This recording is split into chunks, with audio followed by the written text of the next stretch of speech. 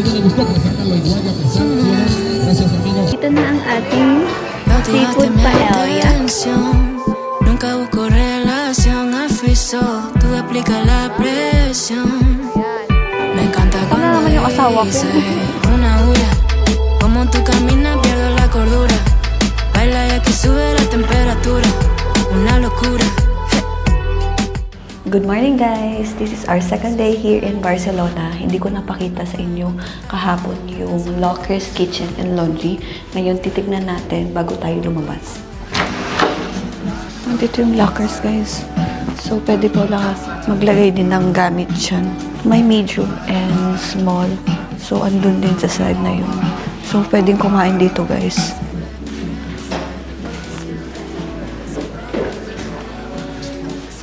So, ito na yung kitchen, guys. And then, ito yung laundry.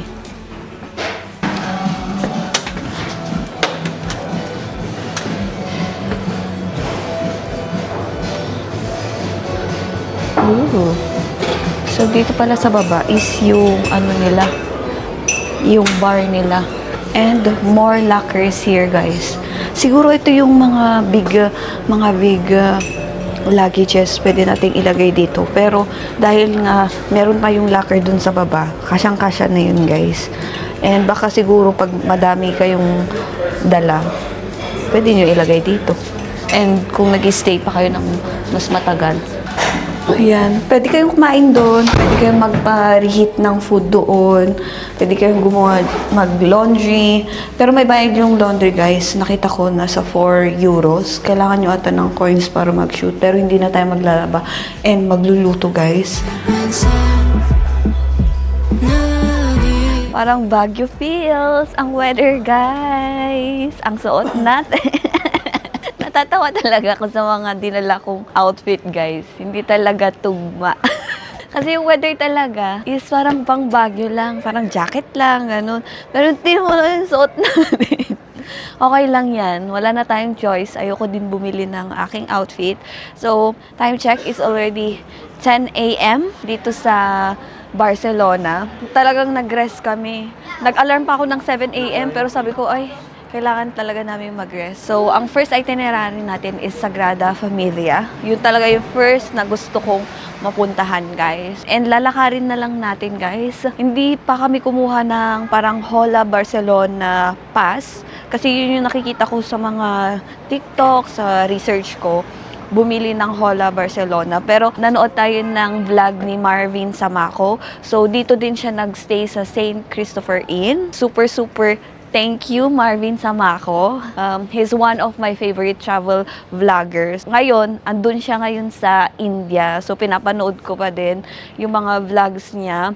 And inuulit-ulit ko lang yung mga Europe trips niya. Ang maganda dun sa vlog niya, guys, linagay niya sa playlist. So, makikita niyo yung Europe trip niya. So, i-check nyo lang. So, dito siya nagstay. So, thank you, Marvin! Nakita ko din kasi, lakad lang siya ng lakad. Lakad lang talaga siya ng lakad. Kasi dun, nung nag-Japan tayo, lakad din tayo ng lakad actually. Hindi din tayo masyadong nagbabas or nagtitrain. So, ngayon, hahanapin natin ang Sagrada Familia.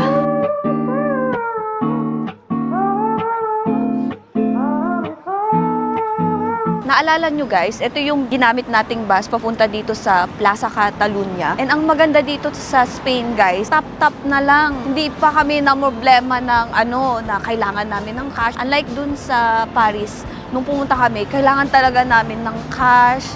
Kailangan namin bumili ng ticket or bumili ng card para dun sa mga train pass or bus pass. Pero dito guys, nung sumakay kami dun sa Aerobus, sinabi lang nila kung magkano, which is 7 euros. Tapos tinap lang namin yung card namin, which is good guys. And mabilis lang guys. Recommended ko yung Aerobus kasi wala nang stop, unlike sa train. May mga stop pa kayo, tapos magti-change train pa kayo. Unlike dito, goods na guys.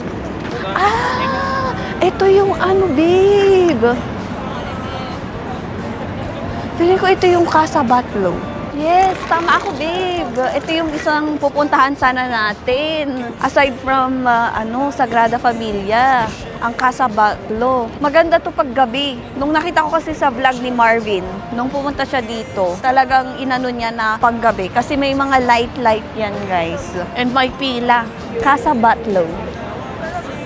Very nice. Na-preserve pa din nila, no? Which is very nice. Balikan natin to mamayang gabi. Ang puntahan muna natin is yung Sagrada Familia. Ala, malapit lang pala yung mga tourist spot. Habang naglalakad tayo papunta dun sa Sagrada Familia, mag-check tayo kung saan tayo magkakape. Siguro yun na din yung branch namin. Branch? Wow, nagtitipid. Masakit yung mata ko, guys. Mahangin. Teary-eye yung isang mata ko. Actually, itong ganito, lalagay ko lang dito parang headband. Pero ngayon, lagay natin kasi masakit sa mata. Ay, parang ang cute ito. Art Gaudi. Alala! Wow! Oh my God!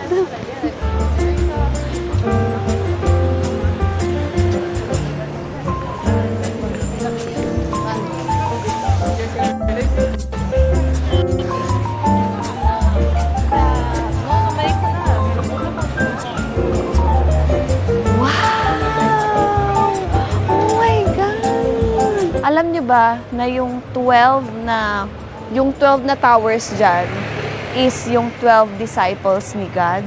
Explain ko sa inyo mamaya, guys, pero nakakamangha. Ginagawa pa lang talaga siya kasi tingnan mo, may mga machines pa. I think this is the likod, Ben. Likod to. Guys, andito tayo ngayon sa likod ng Sagrada Familia, and then nakita natin yung karatula na yung entrada or the entrance is paganon. So, punta tayo sa entrance para makakuha tayo ng Instagrammable posting, guys. Dito, makikita natin na kino-construct pa lang, guys.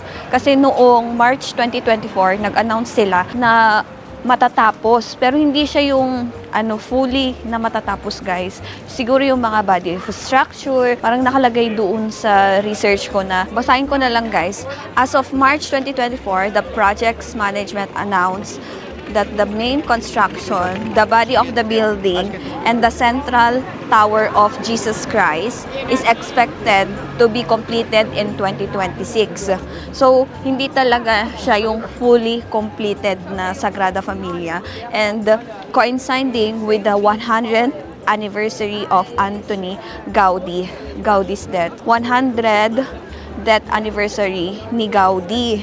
Full name pala ng Sagrada Familia, it's Basilica y Temple Expiatory de la Sagrada Familia. In short, Sagrada Familia.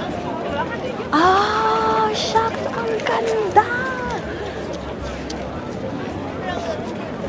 So, pag nakikita nyo, guys, dun sa gitna, may ginagawa pa. Ang alam ko, yun yung, kasi dinidedicate nila itong towers. So, yung 12 towers dito, guys, is the 12 apostles of God. And then yung 4 towers is for the evangelists. And then yung 1 tower is para kay Virgin Mama Mary. And then yung pinakamataas na tower, it's dedicated to Jesus Christ, which is 172.5 meters. So feeling ko, yun yung tatapusin nila next year. Dapat tapos na nila yung tower ni Jesus Christ.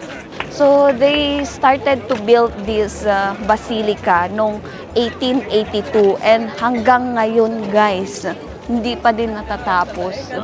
So kung namatay si Gaudi noong 1926, tapos ginagawa pa itong basilica noong 1882, my gosh, guys, kayo nang magbilang. Guys, andito tayo sa harap ng Sagrada Familia and andun yung pinaka-entrance talaga. Pero maglalakad lang kayo unti dito, guys. May dadaanan dyan, guys. Feeling ko makikita nyo naman agad-agad. Kasi nakita namin agad-agad itong mga tao na nagpipicture. So, sobrang pila, guys. Nakakatakot magpa-picture kasi baka itakbo nila. Pero magpa-picture kayo doon sa mga turista din. kunwari nagpapapicture sila doon din kayo magpapicture guys. Tsaka sa Asian kami nagpapicture para mas bongga. Hindi yung mukha lang natin, pati yung view. So let's go guys. Feeling ko babalikan ulit natin to sa ibang outfit. Ang hahanapin natin is kung saan tayo kakain ng lunch. Kasi actually lunch na. Hindi na kami magkakape. Magla-lunch na kami. Madami din nagpapapicture dito. Ayan. Rayahin natin sila. Diyan, maganda din dyan. Diyan pwede magpa-picture doon. Ayun, umupo sila. Pero, ang pinakamaganda, yung andun. Kasi makikita mo talaga, nasa background ka talaga ng Sagrada. Naiyak na naman ako. Kasi parang dream come true lang na makapunta dito sa Spain. Umiyak na. Naiyak na naman ako. Actually guys, may ikukwento ako sa inyo. Pwede tayong mag-apply ng citizenship pag as a Filipino kasi pag foreign ka, 10 years ka pa pwedeng mag-apply ng citizenship dito sa Spain. Pero dahil na-colonize tayo ng Spain, pwede tayong mag-apply after 2 years legally residing here in Spain. Kung meron tayong working visa, student visa, meron pang ibang visa pero yung pinaka-mains talaga is student visa and working visa. Hindi tayo pwedeng, kunwari, galing tayo ng Pilipinas, tapos magtuturist visa tayo, tapos gaganto tayo dito. Hindi tayo pwedeng ganun. Meron pang mga ibang visa, i-search nyo guys. Merong 2 exam na ipapasa dapat. So, ito nga yung mga visa na sinasabi ko. Work visa, student visa, non-lucrative residence visa, family reunification visa. Yun yung mga visa na pwede nating applyan. And yung mga exam na sinasabi ko guys, na kailangan ipasa is yung DELE, which is DELE A2, which is the Spanish language test. And then yung CCSE, Constitutional and Social Cultural Knowledge of Spain test. So, 2 yung ipapasa para maging citizenship dito sa Spain. Maganda yun Ako, pag may nakuha akong trabaho dito sa Spain, gagawin ko yun. Kailangan natin mag-aral ng Spanish, of course. Tapos, ito, sabi kasi dito, Spain allows national of certain former Spanish colonies. So, dahil nga na-colonize tayo, kasali tayo doon, Filipinos, Latin Americans, Andorrans, Equatorial Guineas, and Portuguese to apply for Spanish citizenship after only 2 years of legal residence in Spain. Pero yung mga ibang lahi, 10 years. Swerte na tayo, 2 years. Colonize din natin ang Spain. I-colonize. Dito na naman tayo sa likod ng Sagrada. Feeling ko gusto ko ulit pumunta dito. Wala din naman masyadong pupuntahan kasi hindi naman tayo bumili ng mga ticket for museums para mapasukan natin. Parang ganito lang yung ginawa natin dito. Tinignan lang natin yung Sagrada Familia, nagpicture tayo, and then we're done. Tapos, dun sa Casa Batlló, nakita din natin nung padaan na tayo. Actually, yun yung second na pupuntahan sana natin. Pero, siguro mamaya na lang namin pupuntahan yun, mga 5 p.m. Pag dumilim na, para makita natin yung ganda nung Casa Batlló. Pero hindi din natin papasukin yun. So, madami tayo actually time. Pero ngayon, gutom na kami. Kakain na kami ng morning and lunch. Salamat. From Philippines? Yes. So, we're here in the restaurant. Ang kinuha lang namin is seafood paella. And pumasok lang kami kasi nakita namin yung karatula. Tapos may kumakain dun ng paella. So, itatry din natin. So, babasahin ko lang kung anong restaurant ito. Curse and Gut. So, nung tinanong namin yung babae, sabi niya, pwedeng for 2. Pero nung andito na kami sa labas, parang pang 1 person lang daw yun.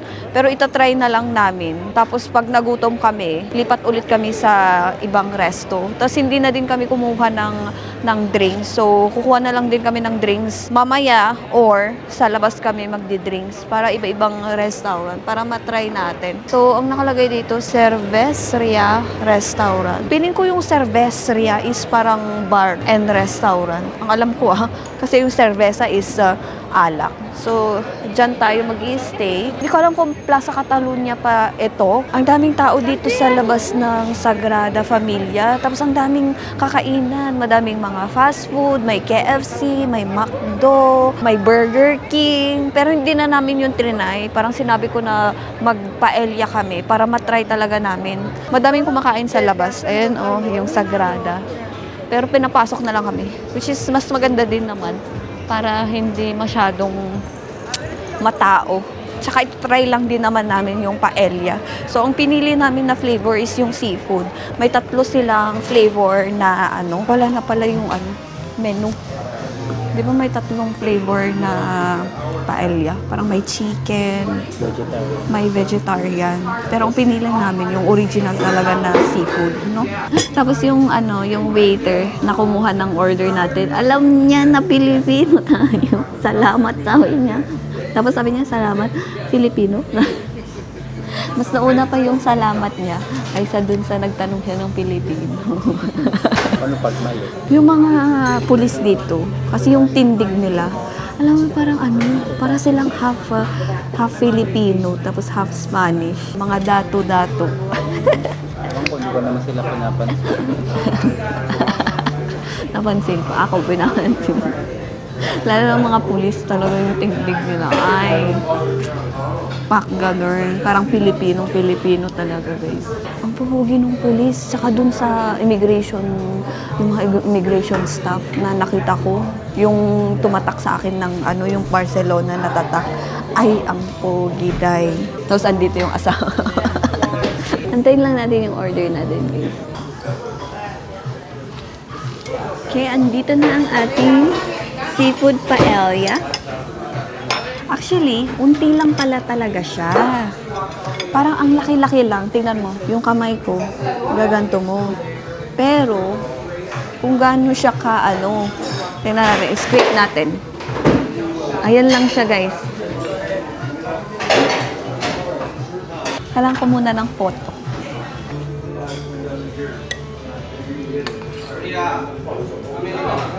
Tingnan natin kung magugustuhan natin yung paella, guys.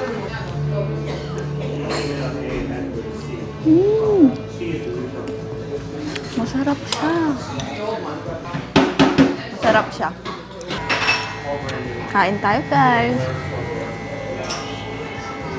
Pero good thing, kahapon, guys, hindi tayo nagpaella. Tama nga yung sinabi ko na hindi kami magpaella kasi nga for the last 2 days, ang kinakain namin is buttered shrimp, which is good na ngayon namin trinay. Recommended, guys. Tikman nyo to pag punta ka dito sa Spain.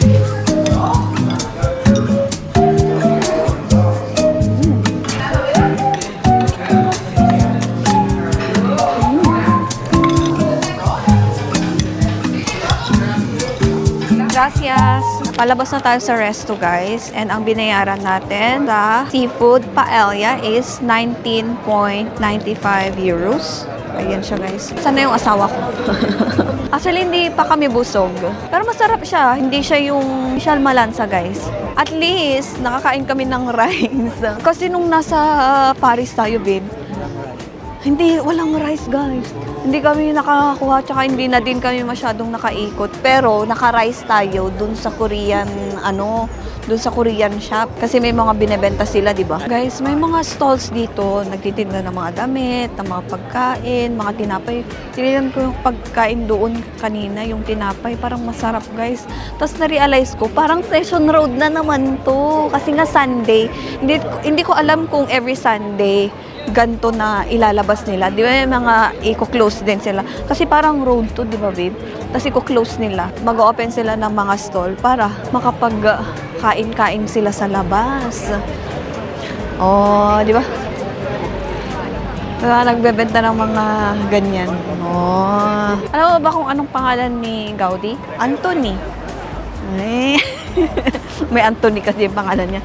Anthony Gaudi. Pero yung spelling niya is yung talagang parang per syllables. Uy, may mga pagkain dito, oh. Cake. Ay, parang ang sarap. Chocolate lang, white chocolate.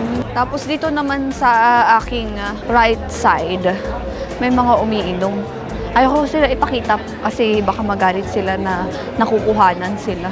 Ayun o, may mga nagbebenta dito ng mga bags. Ayan, mga bags. Mga crochet o.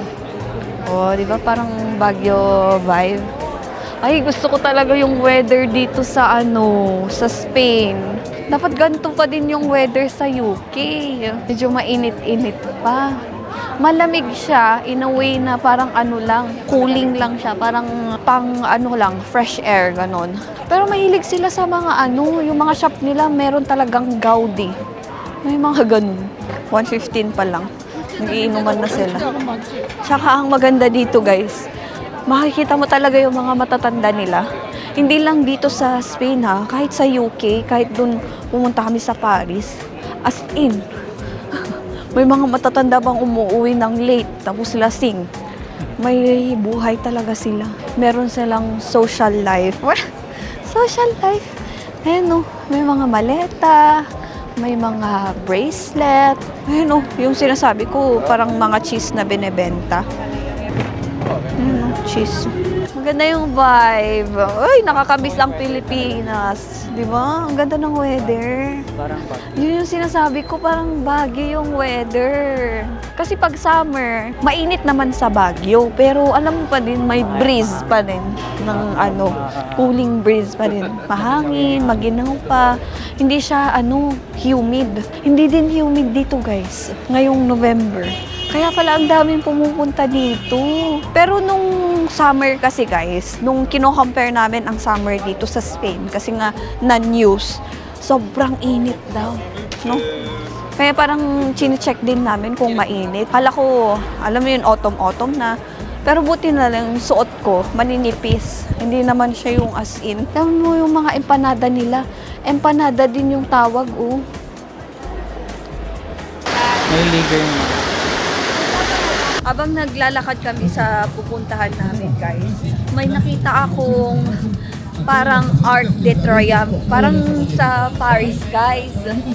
Tapos, research namin kung anong pangalan niya. It's Arc de Triomphe. Letter F, guys. T-R-I-O-M-F.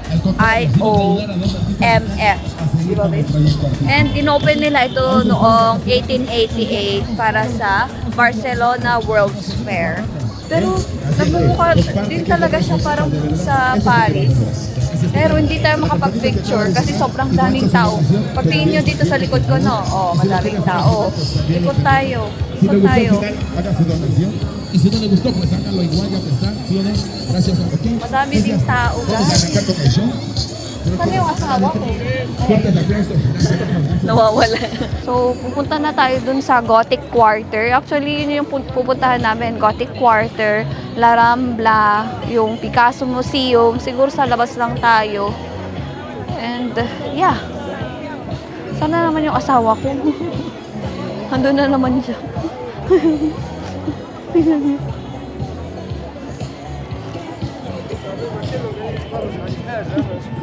Nawawala na naman.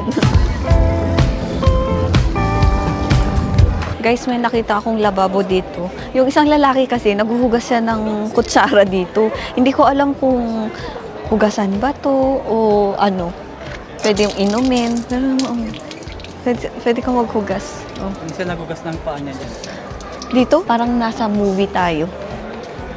Alam mo? Tapos may gusto din akong ipakita sa inyo. Ito. Kasi sa Ilocos Norte, madami tayong ganito, guys. Madami mga ganyan-ganyan na kung saan yung mga place. Hindi ko lang alam kung ano yan. Ano yan? Pistachio. Parang gusto ko yan, babe.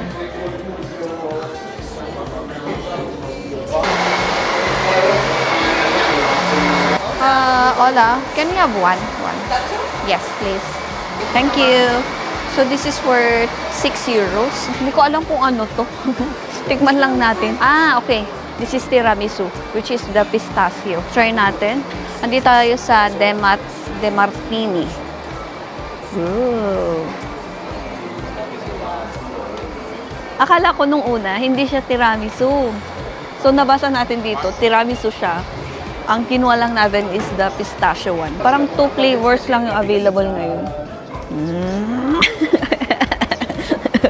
Masarap, no? Pero gusto ko i-try yung, yung klasiko. Bilhin natin yung, yung klasiko. Can I have, is this klasiko? Yes. Yes. Can I have one? Just 2 flavors now? Yes. Okay. I'll try the... Yeah. We got the Classico, which is 5 euros. Yung pistachio, mas mahal pala guys, which is 6 euros. Pero itong Classico, it's just 5 euros. So, tikman natin, pero picturean muna natin. And we're gonna try this. Mas mahal yung pistachio, babe. 6 euros. And this one is 5. Maybe it's because... classic lang siya. Tinanong ko kung dalawa na lang yung flavor na available. Sabi niya, oo, kasi sobrang dami daw bumili. Masarap din. Pag gusto niyo ng kape vibe, ito siya guys.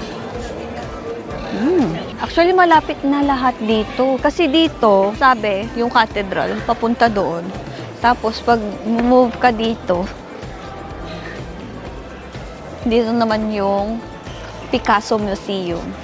Pero unahin na lang siguro natin yung cathedral para makapag-pray din tayo kasi Sunday ngayon. Guys, maganda tong alley na to.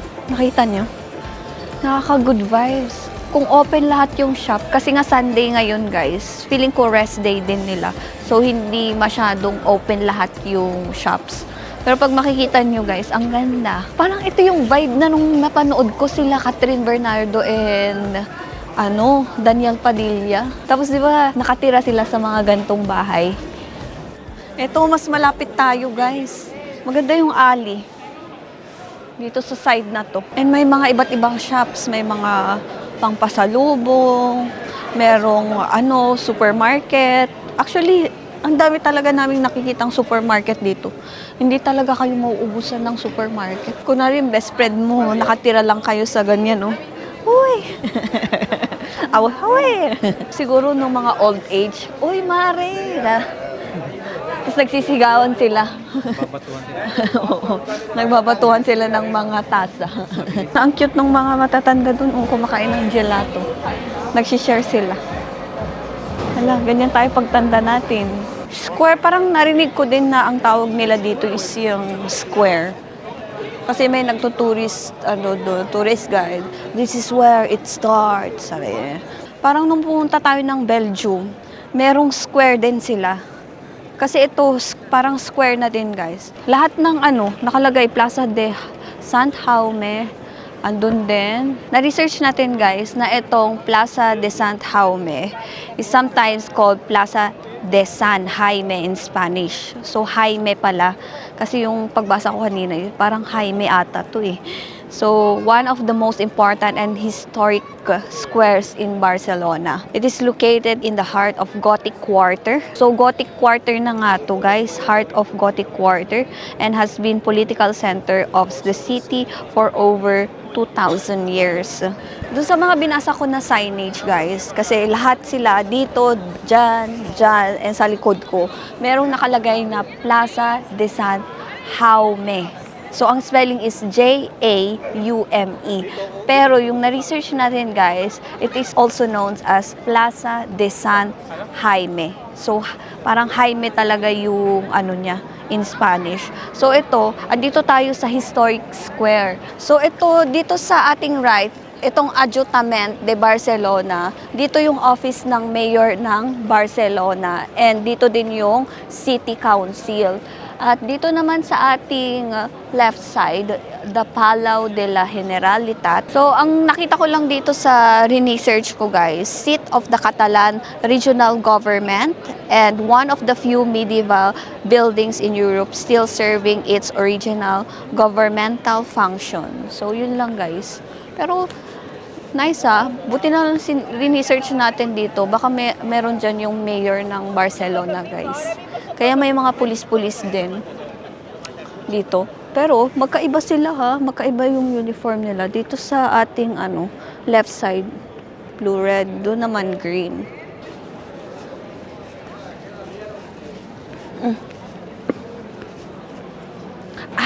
Ito na yun, babe.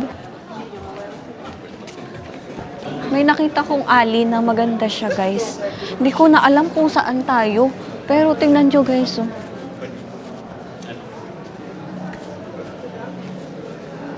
Pag may mga gantong mga places, kailangan talaga ng tourist guide. Kasi tingnan mo, oh, ba't kaya nakaganto yung mga... Diba? Anong meaning niyan? Parang walang magnanakaw dyan. Ang daming mga tao dito na nagpipicture. Guys, yung dinaanan pala nating ito, kasi namamangha ako dito, guys. Ito pala is the Bishop Bridge, one of the landmarks here in Gothic Quarter. And sinesearch ko itong mga parang tao na nakasabit. Hindi lang tao kasi doon banda doon, may mga animals din. So, ang nakalagay dito, purely decorative sculpture na makikita din natin sa mga cathedrals, sa mga palaces, ganun. And ang function pala nito, ang tawag nila dito is gargoyles. Functional stone water spouts designated to direct rainwater away from the building walls. So para siyang yung pag sa bubong, yung gutter. Kung saan na yung water. So ganyan yung ginawa nila, away from the building daw. So purely decorative lang talaga siya. Tignan na lang natin yung cathedral. Carrer de Santa Lucia.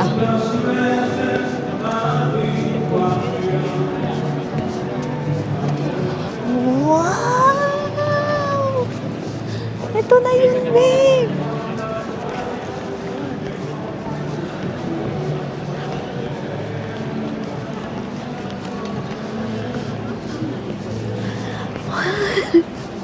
Oh my gosh! Hello everyone! We are here in Catedral de Barcelona. As you can see, guys, it is called the Cathedral City of Holy Cross and Saint Eulalia. So itong church na to or itong cathedral na to is dinedicate nila kay Saint Eulalia, the young martyr here in Barcelona, at pinatay siya noong 4th century ng mga Romans dahil sa faith niya kay God. And fun fact, guys, yung remains niya nasa binit ng ng cathedral na to. Gusto ko din pumasok sa loob kasi nga Sunday na.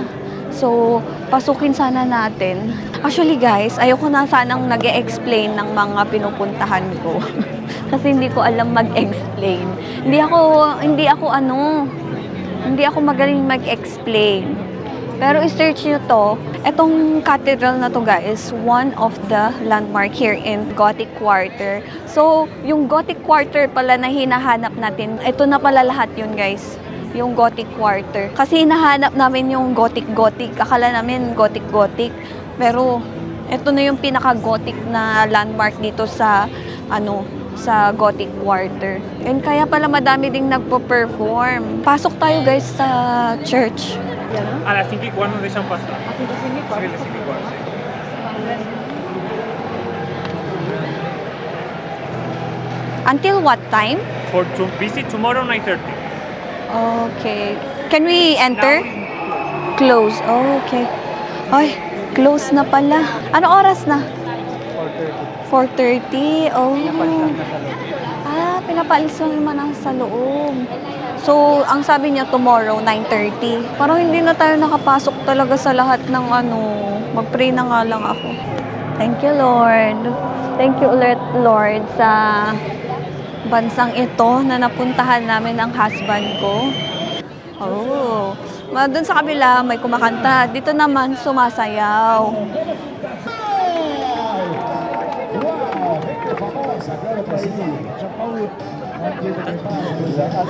Tapos papasayawin kayo sa harap.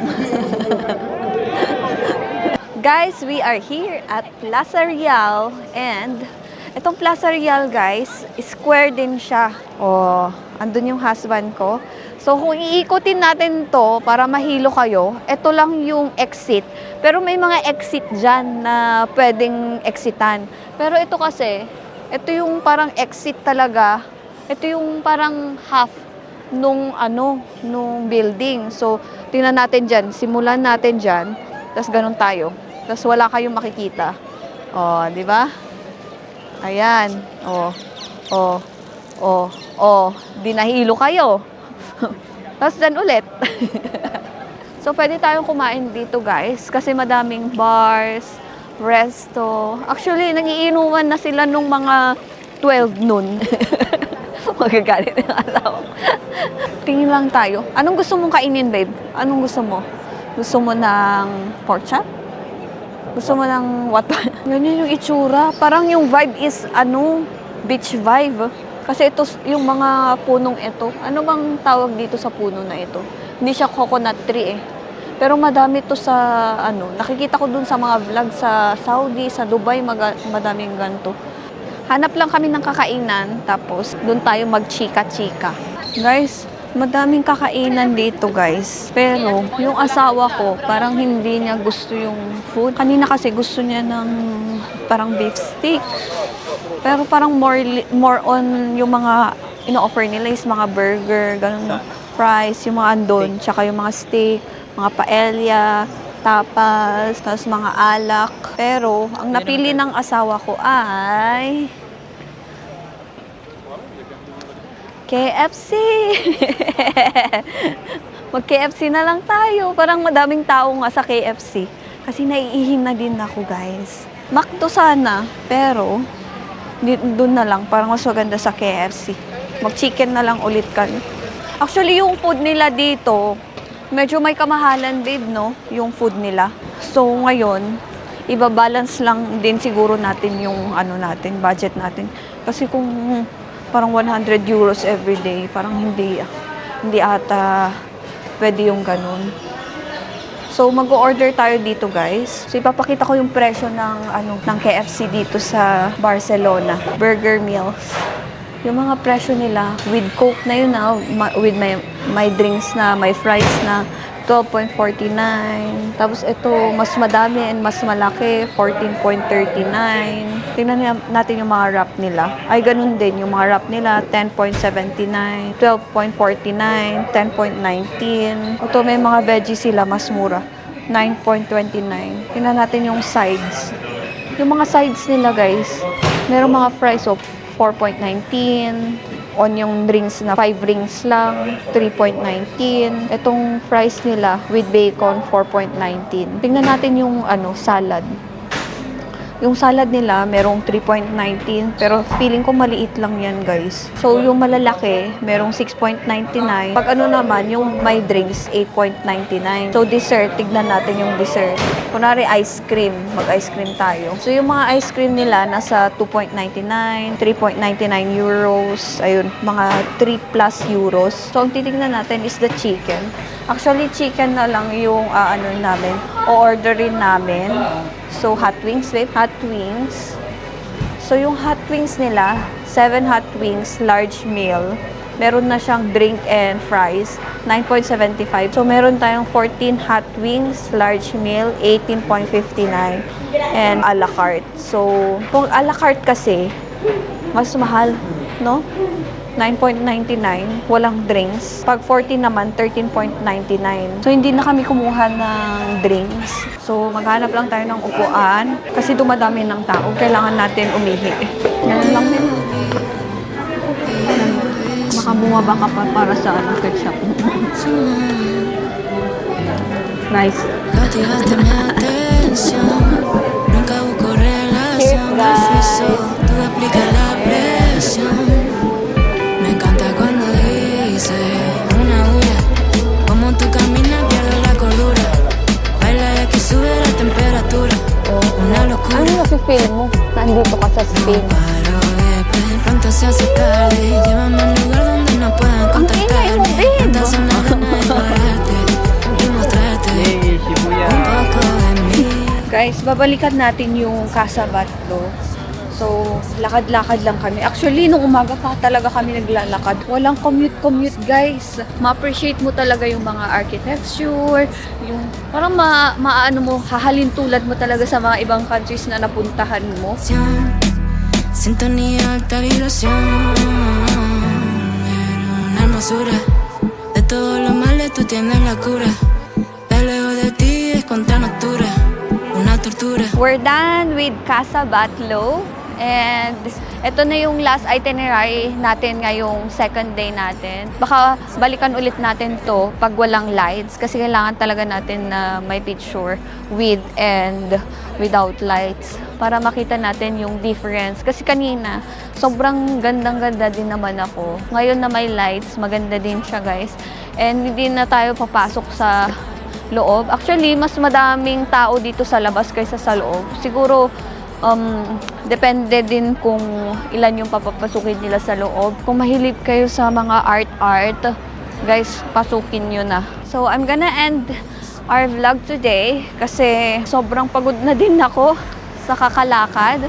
Actually, maglalakad-lakad pa kami ng asawa ko and then go to the hostel and then mag-rest. And then, ready ulit tayo for our third day tomorrow. See you guys tomorrow! Good night. Cautivaste mi atención. Nunca busco relación, afiso. Tú explicas la presión.